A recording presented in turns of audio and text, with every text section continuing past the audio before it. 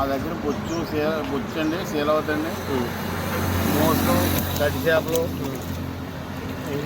మీకు ఫంక్షన్కైనా దేనికైనా సరసమైన ధరలకే ఇస్తామండి. మా దగ్గర ఎప్పుడు ఇలా లైవే ఉంటాయి. మాది మద్దూరు బ్రిడ్జి సెంటరు. ఇక్కడ నిడదోలకి ఎంత దూరం?